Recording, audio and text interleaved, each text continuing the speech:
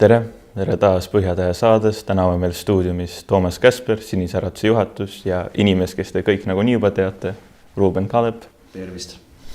Täna siis me võtame sellise väikse, võib öelda kokkuvõtte Ruubeni teekond siiamaani, sest kahjuks Ruuben seekord ei kandideerinud Riigikokku. Ja siis me küsime ja vaatame edasi. Hästi. Siis vaatame esimene küsimus, lähme siis, et kuidas siis kõik nii-öelda algas?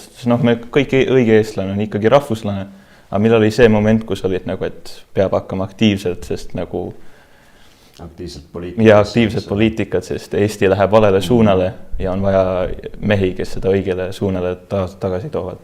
Eks see oli teismeeas umbes keskkooli ajal ja see tuli suuresti ajaloo huvi kaudu, siis Eesti vabadusvõitluse 20. sajandi vastupanu, aga siis ka vanema ajaloo, mis on mulle olnud südamelähedane tegelikult varasest lapsepõlvest peale.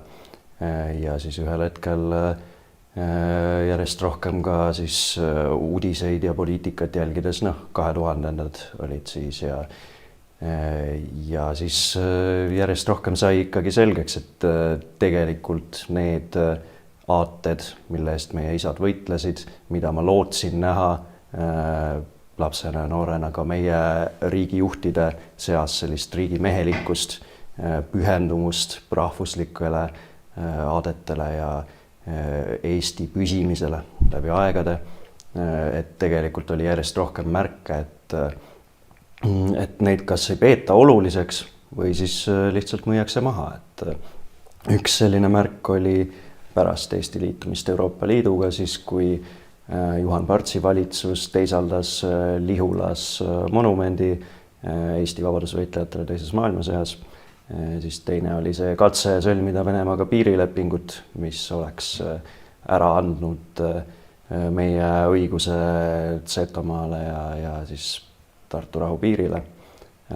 Ja siis tuli see pronksiöö kriis, mis tegelikult koondas Eesti rahvuslasi hästi palju, siis sündis ka Eesti rahvuslik liikumine, millega ma siis hiljem liitusin, et leidsin tee sinna. Algselt Eesti Leegioni sõprade klubi kaudu oli selline vabadusvõitlust hindav ja väärtustav organisatsioon, kus ma siis olin vist juba 15-16 aastaselt, käisin seal üritustel, olid kohtumised Eesti Leegioni veteranidega, teiste seas Harald Nugiseksiga, kellega oli mul siis teismelisena väga suur au kohtuda, käia tema juubeli tähistamisel, kui ta 90 sai Pärnus. Ja need olid väga inspireerivad kohtumised, et tegelikult sealt kaudu oli selline moment, kus see kõige vanem väärikam vabadusvõitlejate põlvkond andis tõrviku noortele üle kuidagi hingeliselt ja siis mul oli see tunne ja rahvuslaste seas üldiselt Eestis oli selline väga killustunud rahvusliku liikumise maastik, et erinevad organisatsioonid, kes tihti olid konfliktis omavahel, aga seal oli ikkagi valdav selline tunne, et on vaja minna poliitikasse, on vaja pöörata Eesti õigele kursile, selleks on vaja rahvuslaste jõud ühendada ja just sellel ajal ma siis ka vaikselt sain, muutusin poliitikas aktiivseks ja tegin läbi kõik selle Eesti rahvusliku liikumise kasvamise erakonnaks, EKRE kõik algusaastad ja teekonna kuni siiani välja. Et siis, kui lühidalt kokku võtta, võib öelda, et ma arvan põhjus, miks tegelikult väga palju eestlased lähevad poliitikasse tegelikult, et ongi tunne, et näha on, et meie valitsus on konkreetselt reedab Eestid, meie väärtused ja meie maa müüb maha, et meie nagu põhiseadus seda ka rikutakse, et see ei ole enam nii-öelda eestlastele see maa. Tihti see on väga aus tunne, millega minna poliitikasse, erinevalt sellest, kui tahetakse siis kas karjääri teha või lihtsalt mingisuguse nagu triviaalse huvi pärast. Poliitikas, ma arvan, küll peaks taas minema sellise passionaarse mõtlemisega, et oma riigi, oma rahva eest, mitte see, et ma saan mugava koha kuskil kas Tallinnas mingi Keskerakonnaga või... Eriti kui noored lähevad poliitikasse, siis minu meelest see on nagu ainus tõeline põhjus, miks seda teha, et ikkagi selline kirglik soov enda riigi ja rahva heaks midagi teha, armastus Eesti vastu. Et siis lähme siis edasi ajast, et kuidas te siis nagu alguses nagu toime tuli see äkilise nagu ütleme siis see meedia tähelepanu teile? No alguses oli seda vähem, et tegelikult see suur meedia tähelepanu EKRE-le tuli ikkagi 2015, siis kui EKRE esimest korda ületas valimiskünnise. Mõned aktsioonid või mõned sündmused olid, mis tõmbasid juba varem, et see kuulus Martin Helme lause, et kui must neid taust, see oli nagu võib-olla esimene selline asi, mis tõmbas EKRE-le suurema meedia tähelepanu. See oli 2013 aasta pärast EKRE loomist. See EKRE loomine, see oli ikkagi suuresti nullist alustamine tegelikult, kuigi struktuur pärines siis vanast Rahvaliidust, aga see tuli kõik täita uuesti sisuga ja ikkagi võtta juurde järjest uusi inimesi, sest et need vanad Rahvaliidu poliitikud, kellel oli vähegi suuremat poliitilist ambitsiooni, tegelikult kõik lahkusid teistesse erakondadesse EKRE loomise ajal ja Rahvaliidu toetus oli siis ka langenud nullile, küsitlustes täiesti null oli. Siis EKRE hakkas sealt uuesti kasvatama seda. Et siis ongi see, et mehed, kes tundsid, et Eestimaa, keegi peab Eestimaa kaitsma, et see on see, ma lähen sinna hea karjääri tegema, vaid keegi peab meie selle esivanemate maa ka jätka järgmise generatsioonid ikkagi jääb eestlaste jaoks. Mitte me muutume mingi europrovints, kus me tuuakse, ma ei tea, mis maailma nurgast immigrante. No just see immigratsioonikriis sai hästi oluliseks teemaks 2015, siis kui osaliselt Süüria sõjaga seoses, aga eelkõige selle Lääne-Euroopa avatud piiride poliitika tõttu, siis oli just nendel aastatel oli see eriti suur illegaalse migratsiooni laine Lübia kodusõjaga. Kuigi tegelikult see massiimmigratsioon on käinud juba kuskil 60-ndatest, 70-ndatest Lääne-Euroopasse, aga siis kuidagi see muutus palju selgemaks, et eurooplastele üldse võib-olla hakati rohkem teadvustama seda, et tegelikult Lääne-Euroopa riigid on selgel kursil selle poole, et põlisrahvas jääb vähemusse igal pool. Ja see arusaamine jõudis Ida-Euroopasse ka, et paljud Ida-Euroopa riigid, Poola, Ungari, Tšehhi, Slovakkia muutusid hästi skeptiliseks selle suhtes, siis kui hakati peale suruma neid migratsioonikvoote Euroopa Liidu poolt. Ja siis ka Eestis tõusis ikkagi see rahvuslik teadvus selle kaudu. Nagu kõik, mis sellise globalistliku süsteemi on, seda muidugi mitte kunagi rahva käest ei küsita, kas te tahate nii või lihtsalt nii on need asjad, kõik need immigrandid, need on need uussakslased ja ongi nii. Ja kõik riigid nagu Ungari ja Poola, kes ei taha, et oma rahvus kaoks põhimõtteliselt nagu ära. Neid peab ründama ja need on demokraatlikule oht kuidagi, aga Euroopa Liit ise ei ole mitte kunagi olnud väga demokraatlik, ei küsi oma rahva käest, kas me nüüd teeme nii või ei tee. Ja, ükski rahvas, kellel lastakse vabalt otsustada tegelikult ei ole nõus oma põlisel kodumaal vähemusse jäämisega. Ja sellepärast, mitte ainult sellepärast, aga see on üks suuri põhjuseid, miks ma olen alati öelnud, et tegelikult ükskõik milline erakond lubab päriselt otsedemokraatiat, rahvaalgatuse võimalust. See, et rahvas saab algatada ise siduvaid rahvahääletusi, siis selle erakonna poolt tasub juba selle pärast valida. Et siis tegelikult liigub selle suunas, et meil ei ole vaja enam olla poliitiliselt erakondadest sõltuv, vaid rahvas saab ja rahva tahe muutub määravaks. Et kui ikkagi poliitiline eliit kallutab Eestit mingile kursile, mis on täiesti vastuolus meie rahvuslike huvidega, siis saab rahvaalgatuse kaudu selle kohe õigele kursile tagasi pöörata tegelikult. Et see ongi selline, Eestis kindlasti, Eestis ma arvan küll see töötaks selline otse demokraatia rahvuslik, aga muidugi lääneriikides, seal on nagu juba palju rohkem aastaid olnud see propaganda, et seal riikides mulle tundub isegi, kui selle süsteemi panna sisse, et ikkagi hääletakse nende sama migrandid ju hääletavad ka. Jah, nemad saavad ka nüüd hääletada, sest nad on ju need uued prantslased või uued sakslased ja las need hääletavad ka. Ja aga Eesti puhul just see väärtus ongi see, et meil on säilinud ikkagi selline kogukonna tunne ja selline väike rahvale omane tunnetus sellest, et meie elame sellel maal ja meil ei ole siit mitte kuhugi minna. Et see, mis seob meid ka hajaasustus, väikesed külad, sellised maakohad, mis on tegelikult olnud need, kus kõige tugevamalt on alati säilinud see põlvest põlve edasi antav pärimus ja Eesti identiteet. Et tänu sellele meil on võimalus leida uuesti see kogukonna tunne, mis meid hoiab ühe rahvana. Ja ma arvan, et lähitulevikus eestlased, me peame jälle leidma oma selle õhuse tunne, sest päeva lõpuks, mis ühendab meid eestlasi rahvana, ongi rahvas, ei ole usk.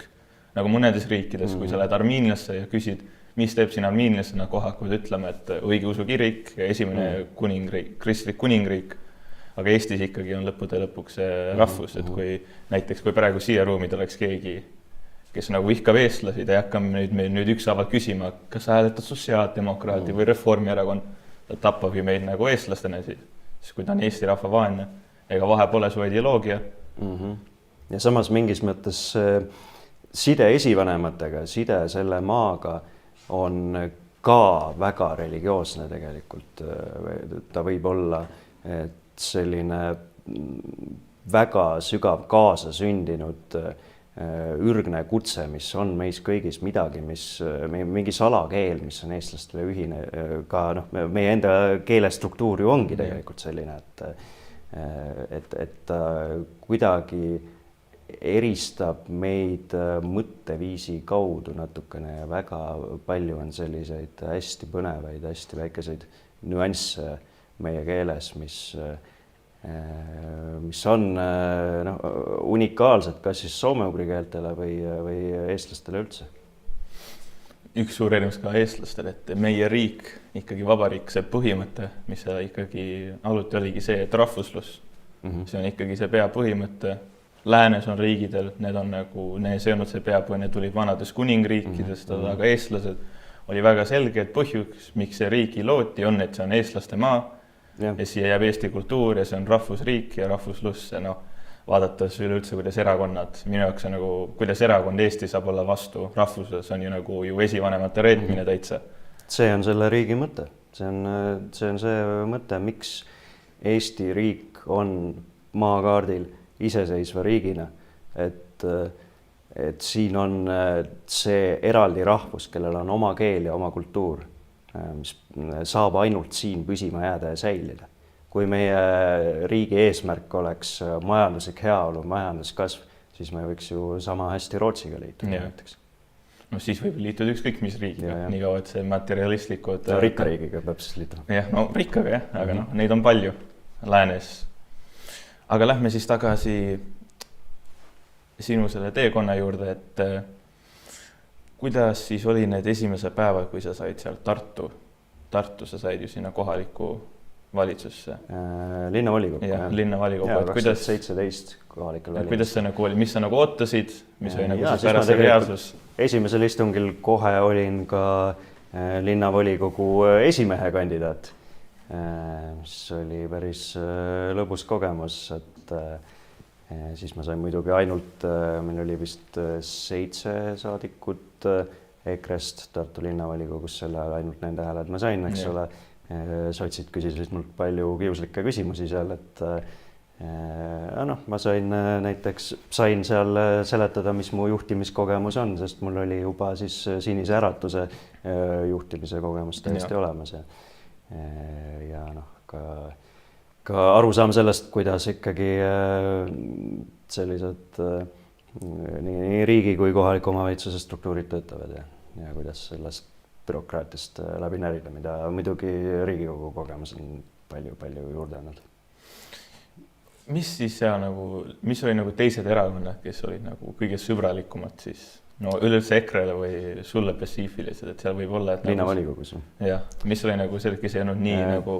Valimisliitudega oli kõige parem läbi saamine, sest kohalikel valimistel ikkagi Tartus ma ei teagi, kas nüüd praegu vist ei saanud ükski valimisliit nüüd 2 aasta eest, aga siis oli 2 valimisliitu, kellega me jagasime suuresti kas või seda korruptsioonivastaseid positsioone ja seda, et siis linnavõim peaks rohkem elanikega käsikäes toimima. No jälle sinna rahvusliku otsedemokraatia põhimõttel, et see linnavalitsus ikka räägib rahvaga, mitte et poliitikud istuvad ruumis otsustavad ja rahva arvamus. No see tuleb pärast, vaatame, kuidas reageerivad. Aga erakondade puhul eks ta ikka on nii, et praktikas koostööd määrab seda, kes on koalitsioonis, kes on opositsioonis. Et opositsiooniparteidel on üldiselt väga rumal omavahel tülitseda, sest sellest kaotavad kõik. Et siis edasi, mis oli, see on natuke suurem ajahüppe, aga siis millal sa siis võtsid selle otsuse, et sa ikkagi tahad minna edasi Riigikokku? No tegelikult ma kandideerisin juba 2015 linnavolikokku, kuigi linnavolikokku ka ma kandideerisin 2013 esimest korda. Ja siis ma sain 30 häält Tartus. Siis EKRE ei ületanud seal valimiskünnist. Ja 2015 siis esimesed Riigikogu valimised, kus ma kandideerisin, sain Tartus 102 häält. Ja see oli juba selles mõttes andis selle kampaania kogemuse kätte ja... Kuidas rahvas, kui sa tegid kampaaniat nagu linna peal, kuidas siis tavalisel rahva reaktsioon oli negatiivne või positiivne? No kõige alguses ei teatud EKRE-t üldse. Helmede nimed ütlesid tihti inimestele midagi siis aga siis saigi võib-olla selle rohkem rääkida just sisulistest teemadest, mille eest me seisime, et kas või seesama otsedemokraatia, mis tegelikult võiks minu meelest palju rohkem inimesi kõnetada, mida peaks ka rohkem tooma oma kampaaniatesse alati sisse. No see on alati olnud EKRE programmis. See on alati olnud. See oli minu meelest juba Eesti rahvuslikul liikumisel tegelikult. No need põhimõtted on samad, lihtsalt arenev edasi ja uus erakond. Aga siis, teil on juba, sult on juba küsitud seda, aga ma küsin siis siin uuesti, äkki siin saa rohkem detailselt, et mis oli nagu need siis esimene kogemus, kui astusi Riigikogu sisse? Riigikogu 2019, eks ole, siis sain Riigikokku valituks. Esimene istung oli siis see, kus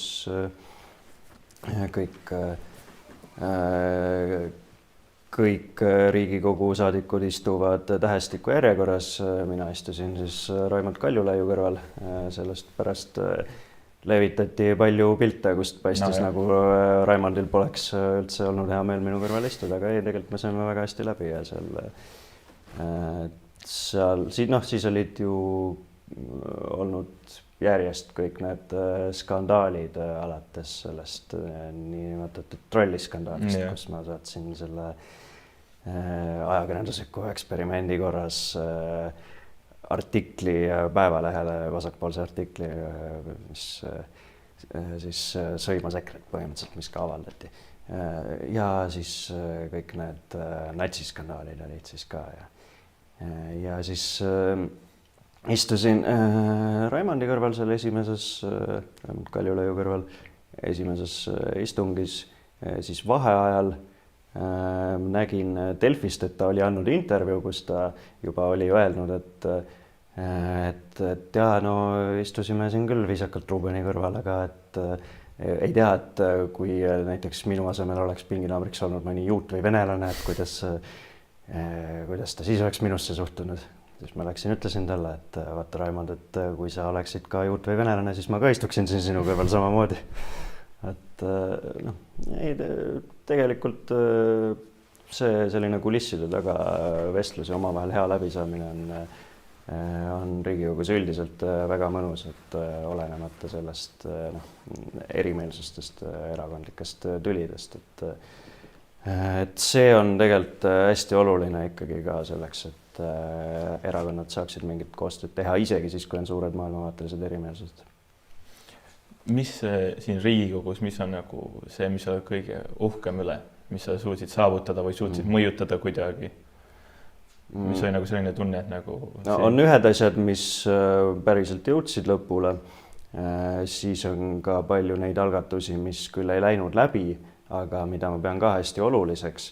Võtame kõigepealt välispoliitikas põlisrahvaste teema, mille eest ma siis... Sul saadeti tänukiri ka ju? Soome-Ugri rahvas Venemaast. Et no, seal oli ka mitu asja, et tegelikult siis, kui me olime koalitsioonis, siis minu ettepanekul lisati Eesti välispoliitika arengukavasse üsna heas reljeefses sõnastuses põlisrahvaste õiguste kaitsmine üle maailma. Et see on üks asi kindlasti, mida ma enda saavutuseks loen. Ja siis teine asi, mida küll Riigikogu vastu ei võtnud, aga mis sai väga olulist vastukaja just nende soome-ugri rahvaste seas, oli siis avalduse eelnõu, kus Eesti oleks siis avaldanud toetust kõigile Venemaa põlisrahvastele, mõistnud hukka selle kultuurilise genotsiidi poliitika, millega Venemaa piirab nende keelekasutust, igasuguseid rahvuslikke õigusi, mis neil on, ja üritab neid assimileerida venelasteks. On ka tegelikult tehtud nagu venestamiseks, sest väga suured osad rahvas jäävad nende piiridest välja ja siis nad ei pea üldse nagu isegi seda nägu tegema, et nad annavad neile autonoomiat. Et nad teevad nagu piiripassiifilised, et jääb ikkagi suur osa ikkagi sinna, mis on nii-öelda venelaste maa ja siis nad saavad teha lihtsalt venestamist ja siis ei isegi pea seda nägu isegi tegema, vaata, me andsime neile autonoomse republiku. See autonoomia on täiesti fiktiivne ja mis tähendab seda, et ka see riigi nimes see föderatsioon on fiktiivne omakorda. Tundub ainuke republik, mis päriselt on autonoomia, tundub tänapäeval see Venemaa on see Tšetšeenia. Tundub ainukene, kes on päriselt autonoomia, kõik muud saavad ikkagi kõvasti. Selle hind on see, et nende palgasõdurid peavad igal pool selle verd valama. Aga nojah, see on ikkagi väga jõhker, kuidas Venemaa on järjest tõmmanud koomale neid võimalusi siis põlisrahvastel oma kultuuri ja keelt säilitada. Koolihariduses on see jäänud järjest viletsamaks. Tegelikult see oli ikkagi väga kurisamm Kremli poolt oli see, et kaotati ära see kohustuslik emakeelne õppe. Et kui see vabatahtlikuks muutub, siis tegelikult reaalsus on ju see, et kui sul on valida, kas rääkida oma udmurdi keelt, mida õppida koolis oma udmurdi keelt, mida räägivad mõnisada tuhat inimest seal ühes Venemaa provintsis või siis näiteks õppida inglise keelt, mis annab sulle võimalused kunagi läände minna seal head elu saada, eks ole, siis loomulikult nad ei vali seda. Vähesed selles olukorras suudavad seada oma selle kultuuriga sideme ka seal esiplaanile, kui see tegelikult on tehtud nii raskeks kogu ülejäänud elu, mis on ju Venemaal ikkagi väga vaene ja nii edasi. Selle tõttu ka Albert Razin ju pani ennast põlema selle. Üks soome-ugri rahvas, kes eriti on saanud kõvasti pihta Venemaast, on ikkagi need karjalased, sest neil pole üldse autonoomiat. See on lihtsalt provints, mis on nagu lihtsalt tava Vene provints, seal ei ole üldse autonoomia, nad on ikkagi vaata populatsiooni numbrid ikkagi lähevad alla ja venestuvad. Ja need on nagu meil nii lähedal, nagu Soome piiril, neid võiks teha kõik, mis saada, neid ikkagi aidata. Ja nagu Murtidel on nagu raskem, sest nad on nii keskel Venemaal, aga karjalased, see on nagu meil siin nagu rindel nii enam-vähem. Ja vadjalased, kes on siin samas Narva taga, seal vist paar küla on, kus mõni vana inimene mäletab, räägib emakeelena vadjakeelt, aga see on ka kõik. Et jah, selle algatusega ma siis jõudsin välja ka Riigikogu suurde saali ja seal oli ikkagi meil mitmetunnine väga sisuline debatt Venemaa põlisrahvaste toetamise üle. Ja see paraku siis hääletati maha tollase koalitsiooni poolt, kus olid Reformi ja Keskerakond. Ja põhimõtteliselt mina näen seda nii, et põhjus, miks sellele oldi vastu, on see, et kuna sellega Eesti oleks tõstatanud mingi uue teema rahvusvahelisel tasandil, mida ükski lääneriik polnud ise tõstatanud. Ja see ongi see, et ei ole sellist iseseisva riigi mõtlemist. Meil saab olla mingi oma agenda, meil saab olla oma enda välispoliitika, kus on sisulised teemad, mida just meie läheme maailmale tutvustama ja avama. No meil ongi see, et kui Brussels või Washington ütleb, siis me hüppame ja see ongi nii, meil pole iseseisvas välispoliitikat juba päris ammu olnud, et see ikkagi läheb, läänest tuleb käsud ja see lähebki niimoodi. Jah, kahjuks küll. Nagu vaatata näiteks, Somaali teema rääkisid ka, see on ju puhas majanduslikud Prantsusmaa huvid. Ja Eesti tegelikult osales seal koloniaalsõjas, kus üks võimul olev neegrihõim surus siis teisi põlisrahvaid alla. Et käib see seal siiamaani ja kõige veidram oli see, et lõpuks me olime seal Wagneriga ühel ja samal poolel ja siis läks ka ikka tervelt kuskil pool aastat aega, et Eesti aru saaks ja sealt väed välja tooks lõpuks. Ja seda me ei teinud ka enne, kui Prantsusmaa ise. Jälle see, et me pole iseseisvad poliitika. Prantsusmaa ütles, nüüd lähme, need on need suured lääneriigid, nende huvid on nüüd täitud, me saame ka nüüd minna, et nagu meie huvid pole põhimõtteliselt päris kaua juba arvestatud, et see on ikkagi, mis Euroopa Liit ja need suure riigid, Saksamaa, Prantsusmaa otsustavad, et on terve Euroopale hea, ükskõik, mis rahvuslik riik proovib kaitsta, näiteks jälle Poola, Ungari, ükskõik, kas on see LGBT asi või see massimigratsioon, kohe, kui hakkab selle Euroopa enda vastu, ei saa enam Euroopa Liidu raha, hakkavad häälid, et nagu mingi minisanktsiooni panna nende kahe riigi peale. Ja nüüd tahetakse ära kaotada ühehäälsuse nõuet Euroopa Liidus, mis tähendab seda, et Eesti lihtsalt muutub provintsiks. Et tegelikult otsustavad need riigid, keda on rohkem. Ja nemad saavad oma tahet suruda peale kõigile teistele. Et ükski väike riik ei saaks sellise asjaga nõus olla, kui me oleme liitunud rahvusvahelise riikide ühendusega selleks, et tugevdada oma iseseisvust. Selleks, et riigid saaksid võrdsetel alustel teha koostööd omavahel. Ja siis hakkab lihtsalt riikide enamus otsustama, see ei ole enam suveräänne riik sel juhul. On juba vaidletav tänapäeval, kui suveräänne meil praegu on, aga saaks olla täiesti suveräänne, kui meil oleks see sisemine tunnetus oma iseseisvusest.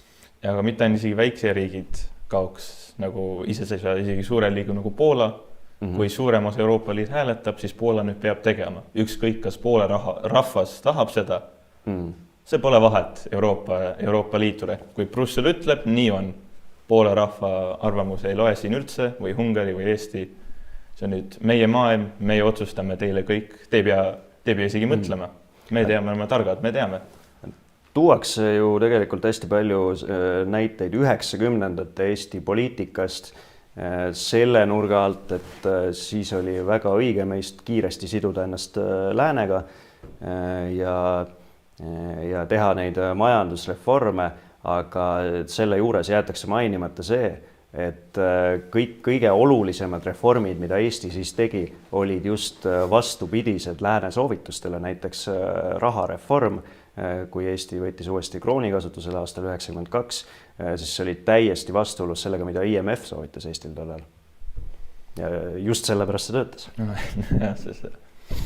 Aga tuleme siis tagasi sinule spetsiifiliselt ja kas sa võid valida, kummest sa tahad ennem rääkida, kas oma luureraamatus või oma uus rahvusärkamine?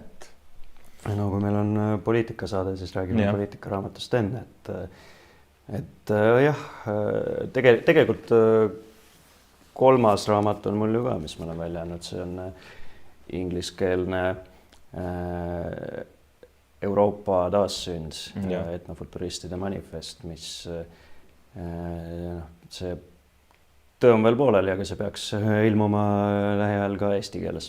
Aga siin uues rahvuslikus ärkamises on siis koos minu kirjutised 10 aasta jooksul, alates 2010 vist on kõige varasem keskkooli ajal, kuni siis Riigikogu kõnedeni ja nad on paigutatud seal nii, et nad peaksid andma siis vähemalt nende 10 aasta jooksul esialgse ja üsna põhjaliku pildi sellest, millist ideoloogiat, millist mõtteviisi ma näen Eestile 21. sajandil, mis on need katsumused, millega me kõige olulisemalt peame toime tulema ja mis on see strateegia, mis meid siis rahvusriigina sellest läbi viib.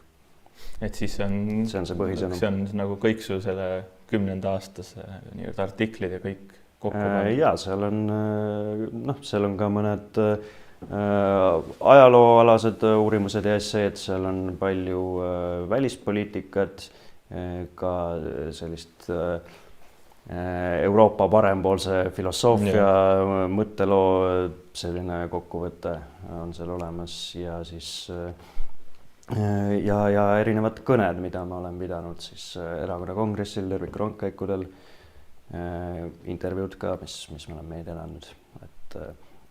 Et sellest 10 aasta teekonnast poliitikas raamat peaks andma kokkuvõtte. No etnofuturis sa alati mainid, et on ka tähtis teiste rahvadega koostöö, rahvuslik, et kuidas sul see kogemus on nagu spetsiifiliselt teiste soome-ugri rahvuslastega nagu Soome, Ungari, kuidas see on nagu selle 10 aastaga? No rahvusvaheline koostöö on jah hästi tähtis, eriti 21. sajandil rahvuslaste vahel, et tänapäeva rahvuslased Euroopas ei saa enam lubada endale sellist imperialismi, et meid huvitab ainult see, et meie riik domineeriks teiste üle, sest kõigil Euroopa rahvastel on samad vaenlased. Samad ohud ja me tuleme sellest läbi ainult siis, kui me tõesti teeme koostööd ja austame üksteise identiteeti, austame seda, et iga rahva elementaarne eluõigus ongi hoida sidet enda minevikuga ja see on see rahvusvaheline rahvuslaste koostöö, etnopluralism, globaalne antiglobalism. Nüüd esimesed välispoliitilised sidemed olid Baltimaades tegelikult Läti ja Leedu rahvuslastega. Soome-ugrilaste kohta, sa mõtled siis Venemaa ja elavad rahvad. Venemaa ja soomlased ja ungarlased. Ja soomlastega on ka ikka pidevalt kontakte olnud nii põlissoomlaste erakonnas erinevate inimestega kui ka siis seal on mitmeid rahvuslikke noorteliikumisi, kes on alati käinud meie tõrvikurongkäikudel, tihti võtnud sõna meie konverentsidel, kellega on tihe koostöö olnud ja kellega me jagame ka seda muret siis nende sugulasrahvaste pärast, kes Venemaal on. Venemaal elavate soome-ugri rahvastega on see koostöö muidugi raskendatud, eriti praegu, kuna see see Kremli poliitika lihtsalt ju hirmutab separatismiga alati ja seab kõikvõimalikke takistusi. No praegu sõjane on eriti kurb, sest Venemaa kasutab kõik oma udmurdid, karjalased, kõik soome-ugrilased ja teised põlirahvud ka oma sõjas, aga siis Ukraina on ka kasutanud hungralasi oma nagu passiivist seal rohkem võtnud, et minu arust on ikkagi natuke kulb, et 2 slaavi riiki kasutavad nagu soome-ugrilasi omas nagu omavahelises sõjas, et võtavad passiivi nende nagu küladest ja nagu kus nad veel nagu alles on jäänud. Jah, aga ma olen saanud küll kirju ja väga head tagasisidet sellele samale eelnõu algatusele, mis mul Riigikogus oli, Maride ja Ersa rahvuslaste esindajatelt, tegelikult ka tatarlastelt sain siis, sest see oli suunatud kõigile põlisrahvastele Venemaal, mitte ainult soome-ugrilastele. See ongi selline ühine võitlus, et vabadus. Venemaa on samamoodi rahvaste vangla, nagu oli Nõukogude Liit, nagu oli Vene keisririik. Ja siis, see klassiline küsimus, mis sa oled kuulnud, ma ei tea mitu korda, et miks on siis Ruuben Kaalep otsustanud seekord mitte kandideerida? Aga ma arvan, et see võikski olla heaks eeskujuks kõigile poliitikutele, et mitte teha sellest Riigikogus olemisest mingit karjääri, kus on ainsad võimalused edasi, kas Europarlamenti või ministriks minna, vaid ikkagi selline rotatsioon on vajalik, et vahepeal on üks inimene eesliinil, siis on jälle keegi teine ja mina tunnen praegu, et see, et ma saan minna maale enda metsatallu ja seal elada seda tõelise lõunaeestlase elu, see on minu jaoks see karjääri kõrgendus, mis mõne jaoks on Europarlament. No kõik reformipoliitikud lõpuks jõuavad sinna, aga rahvuslased lähevad tagasi oma... Aga samas ma olen ju alati rääkinud ka seda, et poliitiline muutus on võimalik ainult siis, kui see sellele eelneb ja seda hoiab pinnal suurem kultuuriline muutus. Ja meil on tegelikult palju sügavamalt, palju olulisem on see, et me päriselt rahvana teadvustame oma juuri ja seda just sellel kultuurilisel tasandil, millest ei tulene tingimata seda, et sa pead toetama ühte või teist erakonda. Et see on see, et meil on midagi, mida oma järglastele edasi anda, mis teeb meist eestlased, mis on miski, mida sa ei saa lihtsalt laia maailma minnes ära kaotada, mis ei sulandu niimoodi ühte kuskil massikultuuris, vaid mis on päriselt olemuslik igale eestlasele, et seda taas äratada, taas avastada, neid esivanemate lugusid, meie aastatuhandete pikkust seost oma kodumaaga, et seda paremini mõista, seda Eesti rahvani viia, et see on see palju suurem töö kui kõik, mida siin Riigikogus tehakse.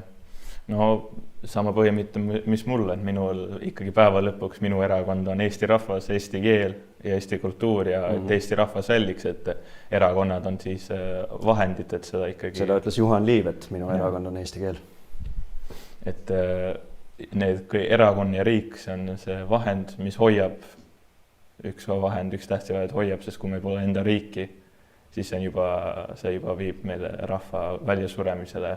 Nagu me näeme Venemaal, kui sul ei ole oma nagu seda võimupositsiooni, siis ikkagi see ükskõik mis rahvas, me võiks rootslaste all ka ikkagi veel olla, siis nagu meid olekski lõpuks, me siin räägiks rootsi keelt ja eestlased oleks olnud ajalugu, et kui see riik on ikkagi vajalik, et see kultuur ja kõik see säiliks.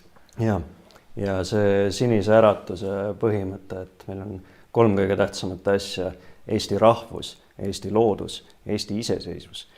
See on olnud see, mille eest ma olen 4 aastat ka järjepidevalt Riigikogus seisnud. Ma olen siin Riigikogus olnud just Sinise Äratuse esindajana ja tõstatanud täpselt neid teemasid, mis on olnud Sinise Äratuse jaoks olulised, mis on Sinise Äratuse programmis. Alati uhkusega kandnud Sinise Äratuse märki nii Riigikogus esinedes kui välisvisiitidel igal pool.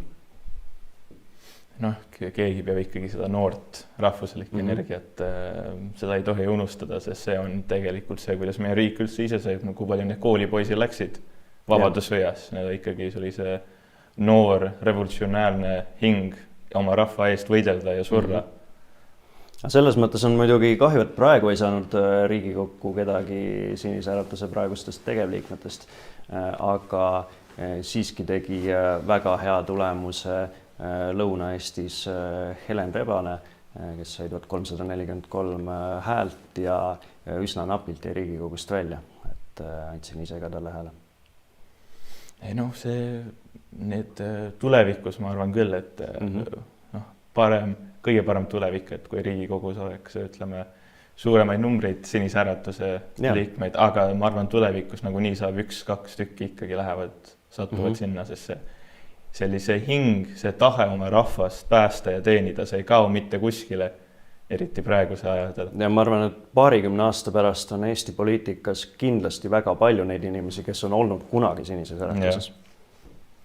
Ja siis on edasi läinud kas muu erakonna, me ei tea, mis tulevikus võib juhtuda, et mis lõpuks see poliitiline pinn näeb välja. Ja praegu ma näen ikkagi, et kui nüüd 4 aastat on meil liberaalsed erakonnad võimul, siis EKRE tõuseb jälle ja 4 aasta pärast on ikkagi väga head võimalused taaskord pöörata ajad siis rahvuslikule kursile. Kui nad suudavad nii kaua võimul olla, aga aeg seda näitab. Kas tahad ka väikse kiire ülevaate võtta oma selle luureraamatust või? See on juba täitsa suur eraldi teema, et siin on, ma vaatan, sa oled võtnud kaasa ka selle ruunikirjas versiooni, mis on esimene eesti keeles ruunikirjas välja antud raamat pärast muinasaega. Mina olen ikka olnud ruunikirja uskuja lapsest peale neid märke tundnud, aga need on ka väga pühad märgid ja millel on oma hing ja oma vägi, et nendega niisama mängida ka ei tasu. Aga luule osas mulle tundub, et tänapäeva Eesti luules väga vähe tegelikult tehakse sellist klassikalist riimluulet ja hästi palju eksperimenteeritakse vabavärsiga, aga vabavärsiga on ju tegelikult lugu selline, et sa pead ikkagi siis olema väga andekas selleks, et seda kirjutada niimoodi, et sellel oleks ka see kõla või see olemus, mida tegelikult lugeja ootab luuletuselt. Et väga tihti võib lihtsalt öelda, et miks sa seda teksti ei kirjuta proosana, miks sa pead need read nagu ära liigendama niimoodi. Aga ma olen mul on ka mõned vabavärsi tekstid seal, aga suuresti ma olen ikkagi jäänud riimluulele truuks ja see on ka miski eesti keele struktuuris võib-olla, sest et meile hästi omane see rütm on ju regivärss, millel on oma kõla ja oma selline müstiline tõmme võib-olla ja luuletust lugedes, kui see on riimluule, siis see paneb sinus helisema ikkagi mingi keele, mis sellest rütmist nagu läbi kõlab, et seda riimluulet võiks taaselustada, jah. Et seda on tänapäeval väheks jäänud rohkem ja ma arvan, et sisu ka, sinu selle luurelaamas, sisu on ikkagi ka palju rohkem Eesti kultuuri ja rahvusliku põhimõtte kui suurem osa, mis tänapäeval tuleb.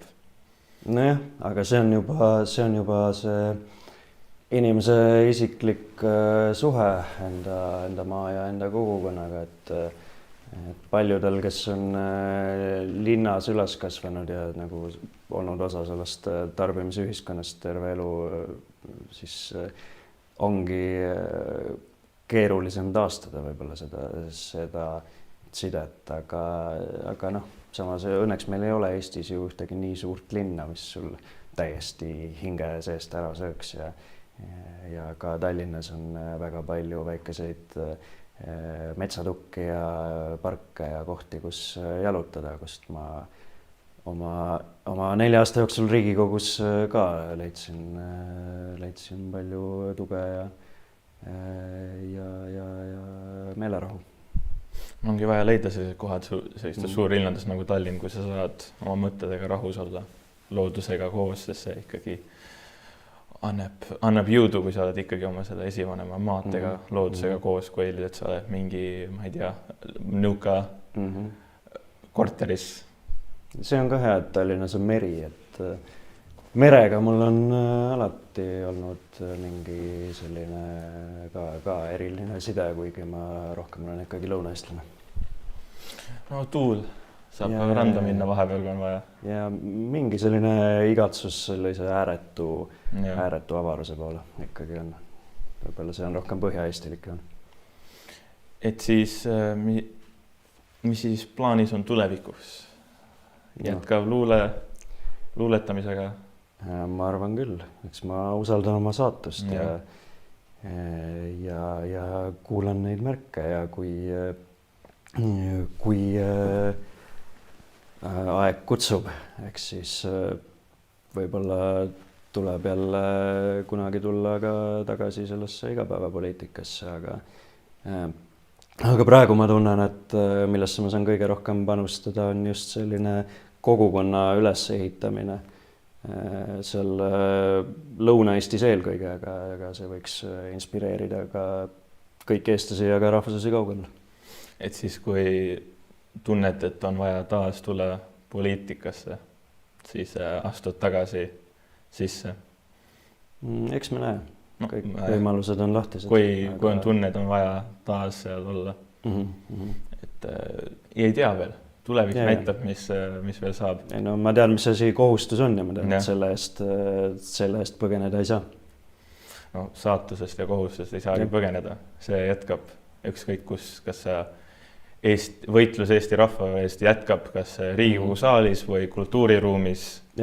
Ükskõik kus, see on kõik väga tähtis osa, sest kultuur ei saa ainult tulla ülevalt, see peab ka tulema alt rahva poolt. See ei saa tulla niimoodi, sest praegune no see on suurem osa näha Tallinnas, see on täitsa üleval poolt surutud, see lääne nagu puhas materialistlik nagu kultuur ja vaatepilt, mis sa nagu ei ole enam, sul enam pole rahvus, sa lihtsalt ostad uut asja, et see on nagu puhas ülesport alla, sest mitte ükski rahvas ise sellist nagu süsteemi üles ei ehita. Seda kõige igapäevasemalt võib-olla me näeme arhitektuuris seda, et tegelikult ju nii vähe tehakse arhitektuuris midagi, mis oleks Eestile omane, millel oleks viide, mis oleks lõimitud sellesse paika, sellesse ajaloolisesse keskkonda, kus see linnapilt, kus need hooned asuvad.